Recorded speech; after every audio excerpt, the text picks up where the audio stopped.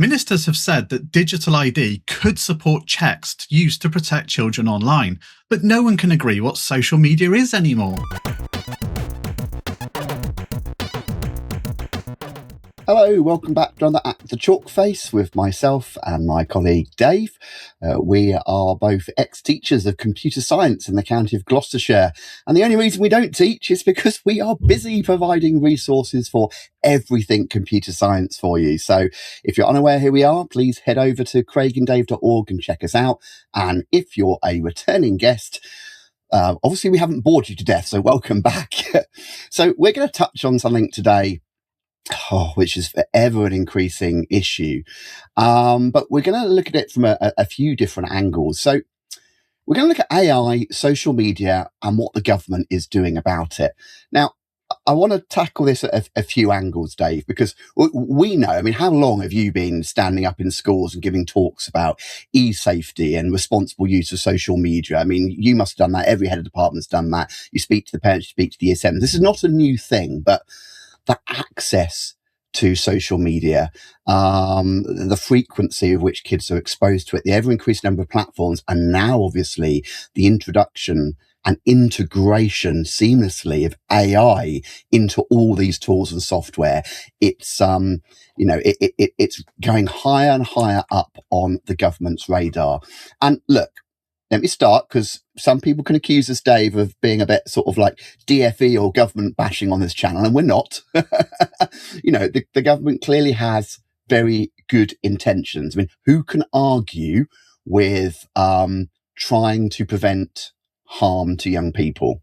We know that online bullying, all those areas around abuse, child safety, emotional health and well-being around too much use or improper use of social media. These are all real problems, so we understand. But Keir Starmer has been pretty blunt about this. We don't know the nuances. This is why we're going to get into it. Pretty blunt. They've come out and just said, we need to do something. And he's used the word like game changer, but we don't know what. So everything is out for consultation at the moment. And we're hearing things from a complete ban on social media, but what does that mean? Where's the line drawn? So that's kind of what I want to get into, because this is not new, but this potentially could be huge for young people. And I've got thoughts and opinions, but I'd love to hear your initial gambit on this before we get into it, Dave, because there's a lot here. Yeah, I mean, it feels like this has become a perennial topic. It feels to me like we're talking about this quite regularly at the Chalk Face. And I know a while back, Kat and I did an episode about banning phones in schools and all that kind of thing. And it feels like the rhetoric is going up another notch now. And it's not just about banning phones in school. It's about banning social media for young people, full stop. And I absolutely concur with you when you opened with, look, there are genuine harms to young people online. I mean, that is true. And, there are reports on the news quite regularly with very distraught parents with, situations and issues that have happened to their children. And it's heartbreaking, and rightly so. They're banging on the door of number 10, and they're making themselves known in the media, and they're putting a lot of pressure on the government. Rightly so. It feels like the tech industry doesn't really take this seriously, or if they do, they don't really know how to completely solve the problem. You can't deny they're not putting lots of personnel and lots of money into trying to solve the problem. But let's face it, it's ineffective. And some people would argue that given the profits that they make, it's really just a token gesture rather than a genuine attempt to try and protect young people. It's not easy. And we're going to get into that this episode and try and sort of unpick some of the difficulties behind all that. But I agree with you that it's something that the government are going to do. We don't know exactly what yet. But from my perspective, it feels like they've been backed into a corner I don't think the government have had a clear strategy on this. And I think that it's due to the parents that have been lobbying them continuously because they want change from what happened to their children, that have kind of forced the government into this position of having to do more. I think they've been dragged along reluctantly, despite what Keir Starmer might now be saying. He certainly wasn't saying this earlier in the parliament, would be my take. Yeah. I think this is where the other side of it comes for me, because yes, the good intentions, the need to protect our young people, no one can argue with that, and no one should argue with that. That all makes perfect sense. But just to use an analogy, when it comes to social media, it's not a case of the barn door is open and the horse is bolted. You can't even see the barn door anymore, Dave. There is no barn door. This is out there. So I am just nervous as an educator that the nuances of this don't get lost and we come down with a sledgehammer on what is actually a very complicated issue. Because for every potential harm or danger through the use of social media and the use of online content, there is a huge benefit. You didn't ban kids from the library when it started. We then didn't ban kids from Google, when it was used. Now, with the introduction of AI, and we're going to get into that and the extra problems this causes for the government in a minute, but the vast benefit of these tools it is equally as beneficial as all the downsides. Now, we have to put those protections in, obviously, but where does the response is, though, Craig? Go on. If I can interject there, because I think the question, though, is we often, and perhaps it's just due to our teaching and the way we would teach students to look at sort of both sides of the story, to weigh up the argument, put together a balanced argument. In teaching, we quite often encourage the students to put forward a balanced argument. Yeah. But I wonder whether there is a balanced argument here. When you say, I'm a little bit worried about all the good things that these applications can do, weighed against the potential harms and things like that, you almost kind of put that forward as a balanced argument. And I wonder whether the harms just so significantly outweigh the benefits that why are we even talking about benefits anymore? Okay. Because they're just not as significant. Right. So that's an interesting argument, and an argument the government could go down. And let's say we go down that route. Well, you can talk about all the benefits, but you don't go and put something out there and give children the access to these benefits if there's a risk of that harm. Because if the harm happens, in the worst case scenario, a child sadly loses or takes their own life, you can't justify that against the benefits that they could have gained. So easy argument, we just ban it. I'll go back to my horse has already bolted argument, though. What do schools do? This stuff is still out there. Social media is prevalent in society. AI is now prevalent. It's integrated. It is the world we are in, and it is the world that children are growing up in and the area they will enter. So where does the education then happen? Do we just teach about these things without ever touching on them? We're actually writing some units at the moment for our new Key Stage 3 on, e-safety, well-being, online safety, all this kind of stuff. And it occurred to me, I said to you the other day, I'm teaching stuff about modern social media platforms and safe use to year 7s and 8s. And technically, none of them should have these platforms anyway, because they're not old enough to sign up. The reality is different to what may be in the terms and conditions of a platform. So I'm worried that we will lose something in this. It's like, where is this then stuff? We can't just bury our head. It's the abstinence approach to teaching sex education in America, which was forlorn for so long. Yeah. We'll just teach, don't do it. Well, that doesn't stop children doing it. Do you know what I mean? I do know what you mean. And you're right. And I think, in Australia and around the world, yes, they've sort of woken up to this idea of, well, we can't put it back in the box. Social media is out there. Yeah. So what we need to do is mitigate against it. And educate. And Australia, but Australia's an interesting case study because, of course, they've gone further than education. They have actually gone for a social media ban for young people. So I think we can now begin to start evaluating the impact of that because it's been in for a little while now.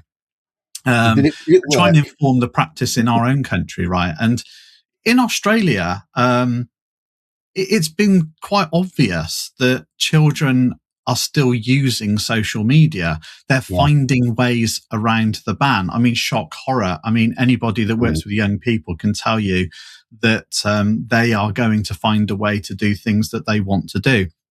And of course, there have been criticisms because of the way they've chosen which applications should be banned for young people. And so you've got applications like Roblox and Discord. They were not included in the ban. And it just feels crazy when the functionality of those apps is exactly the same as the functionality in some of the other apps. But what I want to kind of explore with you, Craig, is something you touched on a moment ago there.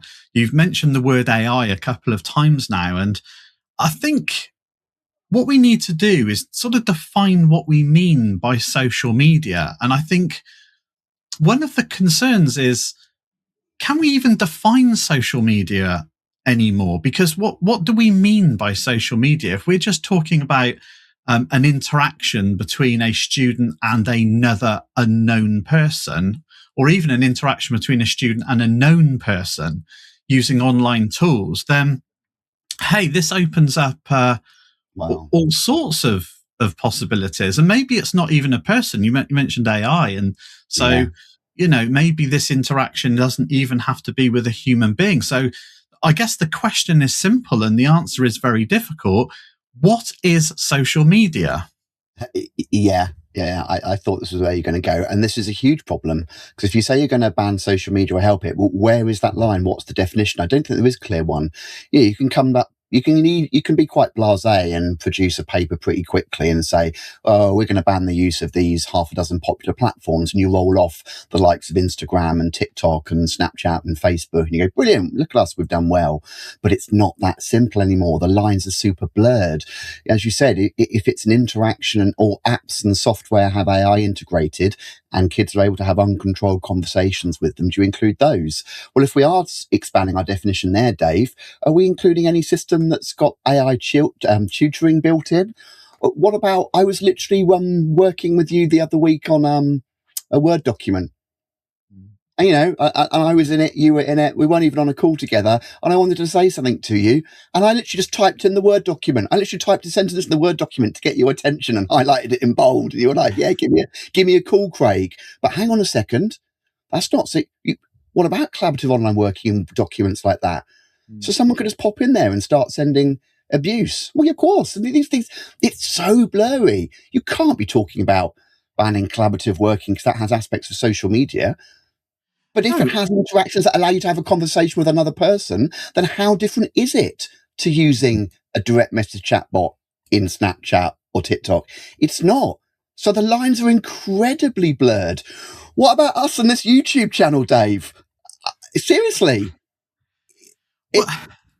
Yeah, I mean, the YouTube channel, I mean, we set it up to be one way in the sense that we create a video, we expect the students to watch it and for their homework or revision.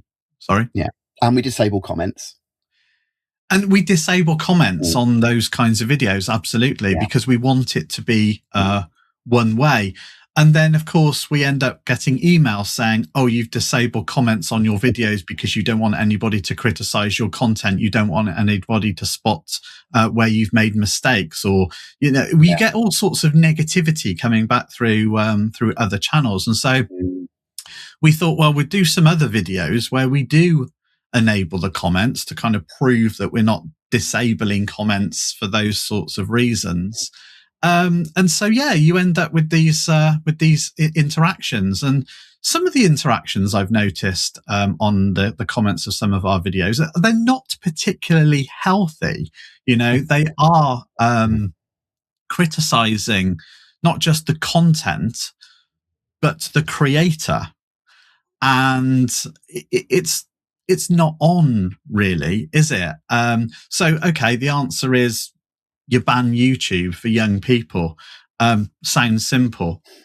But that would have a serious effect on us and the way we teach, because we rely on having a stable platform to host videos that stream effectively, that provide subtitles, and chapterization and all the other benefits that you get from YouTube, not the social interaction elements. We're not that interested in that bit, but Yeah. all the other things that augment the content and allow students to consume the content on a variety of devices without having to worry about codecs and all sorts of things.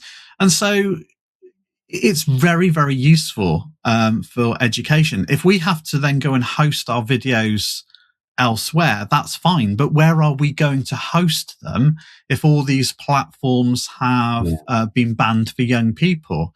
We're either going to have to provide a third-party tool or find a third-party tool that enables video streaming, but it's not going to come with all those other benefits that are built into YouTube. Or we're just going to have to give the videos out to teachers in another way as part of our resource package. But then, of course, what we've lost is all the opportunity for other teachers to discover us, through all that growth that you get through the automatic promotion of YouTube content. So it would damage us quite significantly, I think, if YouTube was banned. Yeah, absolutely. But I mean, yeah. But I mean, look, this isn't about us, but I No. get it. It's just, but yeah, you think about the wider. It's not as simple. Is my point I was starting with. The lines are blurry, and as we just said, we're an educational channel. Yes, there are others which are sort of maybe less wholesome. I get that, but when you take perfectly sensible educational software tools, but now they're more closely integrating AI, collaborative working, the ability to sort of send messages and interact. This line between a piece of software, which is educational but has social aspects, is more blurry. So we come back to that question you posed to me: how do you now define social media? Well, if it's any piece of software that allows a student to interact directly or indirectly with another person, or with a person-like LMM chatbot. I mean, if that's where we go with definition of social media, I think you'd be hard-pressed to find a piece of software out there that you almost couldn't classify as social media. It's a very blurry line now, so I'm going to be watching this, as I think a lot of teachers will, with curiosity, which leads me... Sorry, go Well, on, Dave. Go Well, I was on. just going to say, before we kind of move on from there, I think there are a couple of interesting points that come out. And you Sure. mentioned, for example, AI tutoring systems. One thing that's very popular in education, and it's growing at such a rapid rate at the moment, is this idea of having AI tools that support the student in their learning. They kind of provide the ultimate scaffolding and differentiation. They provide sort of one-to-one tuition and support for young people. And that could be incredibly powerful. I mean, I personally think that education is more about the human interaction. And I think these technology tools should be supporting the human interaction rather than replacing it. And I think some of these tools are at risk of promoting almost the replacement of the teacher. And I think there's a risk that it could go too far. But the point really that we're making here is that if it's about that interaction with that tool, then you've got to somehow safeguard that. And I wonder how easy it is. And maybe it's just easier to say, right, no interaction with large language models in any sense. And, that broad brush is just going to be so damaging to education. I mean, earlier you rightly said it's not about us when I was talking about YouTube. Absolutely. And my point really wasn't about us. It was about the potential damage on education and the education system, because we're used to using these sorts of platforms for very wholesome things and activities. But the other thing that the government are interested in is trying to prevent I'm going to call it doom scrolling, but this idea that a content is not just addictive, but the tools are set up to encourage constant and continual use. And there's a worry in the government and amongst parents that students are spending too long on their phones because the algorithms and the way the content is driven is designed to keep people watching it. And again, I think it raises an interesting question about where you draw the line, because if we think about some of the education tools out there, And Smart Revise would be an example where Hmm. we want to encourage students to engage little and often. Now, for us, the key word there is little, right? Yeah. Little and often. And that's where I would draw the distinction. So we in our platform say that students need to complete a certain number of questions each week. We're not saying they have to do it every day. They can do it within a week.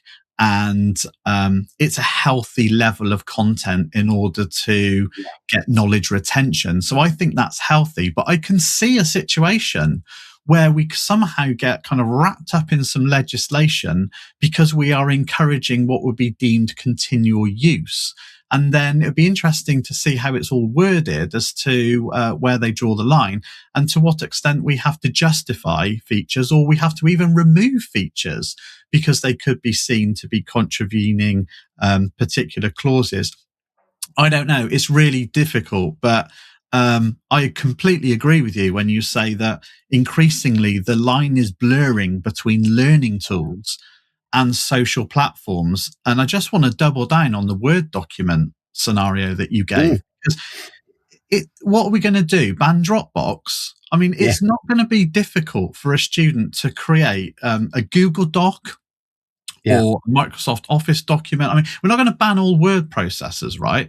So, what stops a student putting a Google Doc or a Word doc or any document tool? It doesn't Yeah. really matter what it is, um, and then you share that through tools like Dropbox, OneDrive, whatever it is, and you announce to the world, "Hey, here's a link. Join us to discuss this." And all of a sudden, you've turned a very innocent Word document Yeah. into something that is a underground social network for young people that if you know, you Yeah. know, if you have the link, you have the link, right? Yeah. And I know that sounds stupid, but it is the reality. It is no different. Yeah, it is no different. At the end of the day, the contents of that document are just a recorded, scrollable, readable link of a chat history. Well, that's no different to a chat history in any other social media app. Yeah. So So this now, is where I wonder, are we yeah, going too far before we kind of yeah, hone in on some of the more educational things? I do wonder whether banning social media is really the right approach. And I know people will say, "Oh, well, you're in the tech industry. You're bound to say that. You're bound to be on the side of the tech industry." I'm not. I think maybe, as you say, because the horse is bolted and it's out in the field and there is no barn door anymore to shut, yeah, that and there are so many loopholes, potential loopholes and ways around the yeah, system that what we actually need to do is not drive this behavior underground, which is what will happen, but mm, we actually need to say, right, we need to take the providers of tech solutions much more seriously. And the onus has got to be much more on them to protect the young people. So let's not ban the tools. yeah, Let's put the legislation on the tools, if you like. yeah. I don't know. I know it's hard, and where I was going to go, because I mean, look, we could talk for ages about this. We've already spoken for almost half an hour, but I don't want to leave before we talk about. And this is almost an impossible and unfair question to pose to you, Dave. But yeah, the reality of teachers in the classroom. The answer is we don't know yet, obviously, because we don't know how this will play out, what the ban will look like. But of course, what we're talking about here, you mentioned earlier the conversation with you and Kat, and we also did one as well. We're not really talking here about banning the hardware. We're not talking about banning schools. We're really talking here about something more that has a bigger implication, banning the software. So, what does this look like for teachers? For ages, we've been evolving our teaching and making better use of technology, and the kids seem to respond well to that. Introducing various software. I remember in my last year of teaching, all sorts of departments filling out Socrative quizzes. The students would love it. It's a way of recap learning in a fun, modern way. This is all great, but now it feels like we're pushing back and railing back from that. So, you know, how do teachers deal with this shifting landscape, and what could be a potentially a huge ban on software, depending how this all comes out? I don't know is the answer, Dave, but I can see teachers having huge fatigue and worry and stress over and friction over all of this. Yeah, I think that's probably inevitable. I mean, it will help to an extent that this is a national thing. It's not something Mm, driven by individual schools. So the friction between students and teachers won't be there to the same extent because they'll recognize that it's not down to the school or the school leaders. Um, mm, but the friction occurs in other ways. And quite apart from the potential damage to education that we've already discussed through not being able to use these some very wholesome tools and application of tools that maybe are sometimes not quite so wholesome.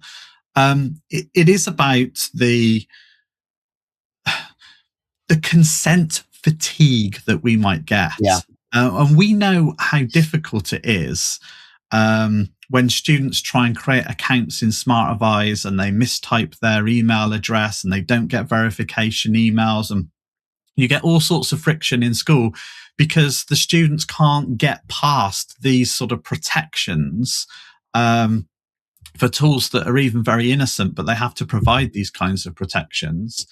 And you end up with this digital administrative overload in schools that just creates friction in the classroom because the students can't get onto the platforms, the teachers can't deliver their teaching the way they want with the platforms because students can't get onboarded, and you end up with all this situation. So who knows where we're going to end up, but if you end up in a situation where, for example, students have to age verify through their photo, very easy to get around for all the things outside school.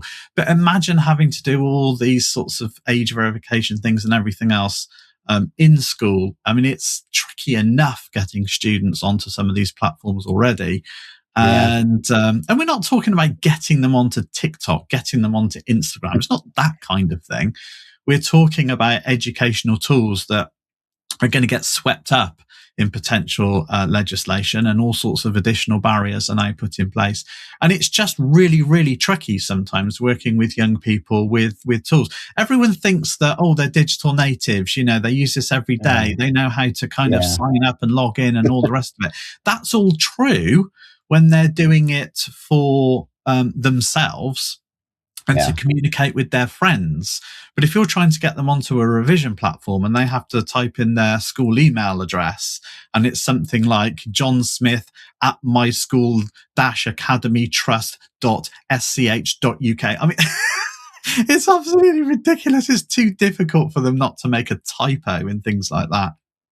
And if we've got all these additional barriers, like you now have to do X and Y and Z to get onto the platforms, I can just see teachers saying, "Poor, this ain't worth it." we'll go back to chalk and slates, Dave. Nice and simple. Right. Look, we could talk about this for ages. I have no doubt we will return to this topic in the future, especially when sort of maybe draft legislation comes out. We will see where it is. Maybe our fears were unwarranted and there's a sensible balance line. Maybe it will be a massive crackdown. Either way, I'm sure we will return and talk about it. Do you have any last thoughts or comments for our listeners, Dave, before we wrap this up for today? It's just a question for the comments. Where Mm, do you think the line is between learning platforms and social media? Do you think AI chatbots and things like that should be included in a ban for young people? What are your views on what the legislation should look like to genuinely protect young people against harm online? No one disagrees with that, but how do you do it? We're interested in your thoughts. perfect. Well, thank you, everyone. And we'll see you next week for another At the Chalk Face. Bye bye for now.